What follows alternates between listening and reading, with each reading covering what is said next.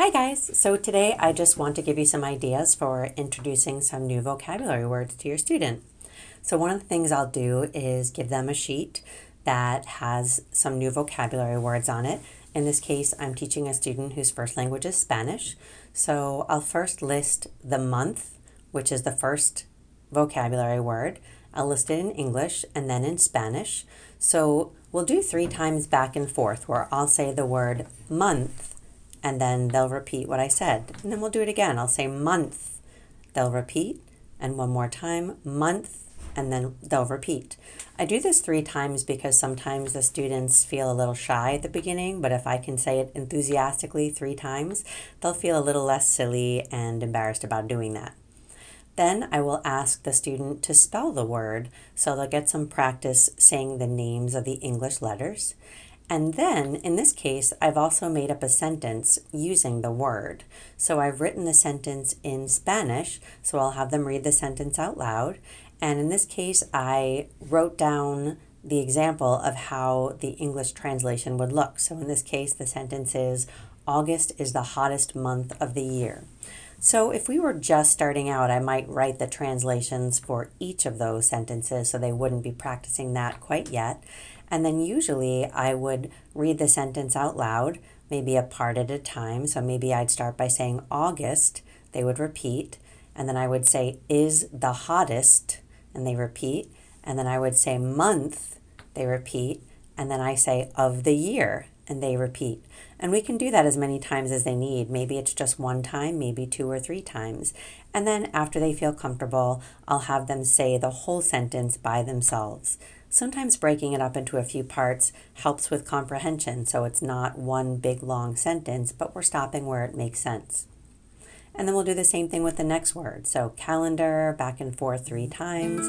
Then they'll spell the word calendar and then say it in Spanish and then read the sentence in Spanish and then maybe have them try to write in English what the sentence looks like, and they can maybe say it first so that I can help with exactly what it's supposed to say, or they can just try writing it and then I can help with translation.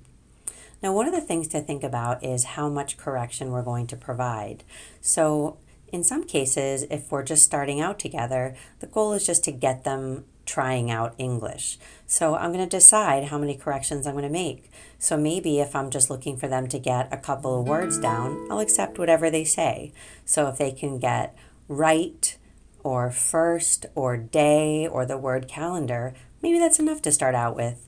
After we've been doing this for a while, maybe I'll try to get them to write it perfectly. Maybe we'll worry about capitalization and we'll worry about syntax, make sure the word order is correct and all the spelling is correct. But that takes a little bit of figuring out how much correction your student can take before getting frustrated. So again, at the beginning, really it's just about getting them trying and not being too afraid of making mistakes. Now, one of the other things I do to help with learning new words is use my good friend ChatGPT. This is an AI program that I've become very fond of, and I'm just going to pull that up on another screen. So here's chatgpt.com, and this is a free program. And what I've done here is to give it an example of what I'm looking for. Now, the nice thing about ChatGPT is that you can get pretty specific with who you are and what you want. And it's called Chat because you can go back and forth with it several times to try to really make sure that it's giving you exactly what you want. So in this case, when it asked, what can I help with? I wrote, I am a volunteer tutor helping a beginner English language learner with some new vocabulary. Can you please create a very simple story using the words month, calendar, birthday, break, and holiday? Now in this case, one of the things I've learned is that I do want to put in the word adult, because otherwise ChatGPT will assume that I'm working with a child and give me a story that's pretty childish. But if I put it in as an adult learner, it will change the content of the story. Now here I can just click on this arrow and pretty quickly ChatGPT is going to come up with a story that uses all of these vocabulary words. So if I want, I can just copy that and bring it onto another page. So I've already done this in this other example that I have here of a story that it made for me before, called The Year of Celebrations. Now what I did here was to put the Spanish translation before each of the English sections, and that helps with comprehension. So instead of trying to figure out what each of these sentences mean, I'll have the student read the sentence in Spanish first and then in English so they know what they're about to read. Another thing that I did is put those little slash marks in places that would be natural pauses during the sentence. So the sentence would be, every month on the calendar is special to Emily.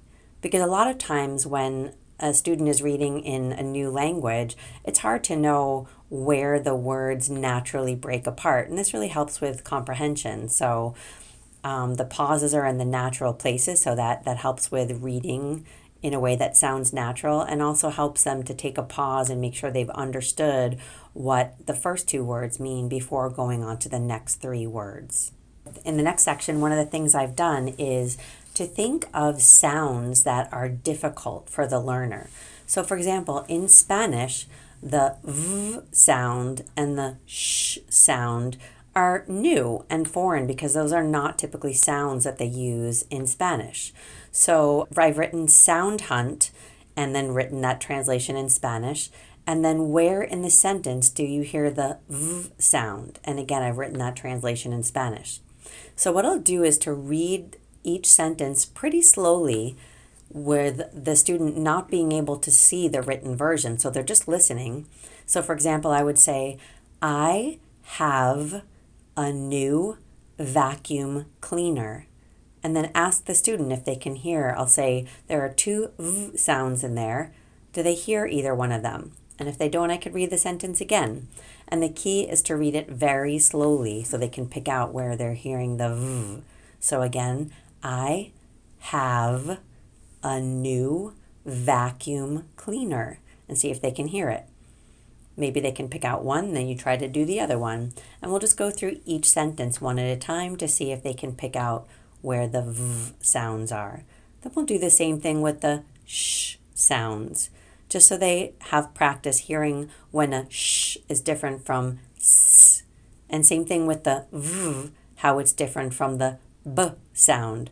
So for example, if I'm reading in the first section, letter H, the sentence is, he has a very big car. So there's a v sound and a b sound with very big. So trying to help them hear the difference between the v and b sounds, which can be pretty tough.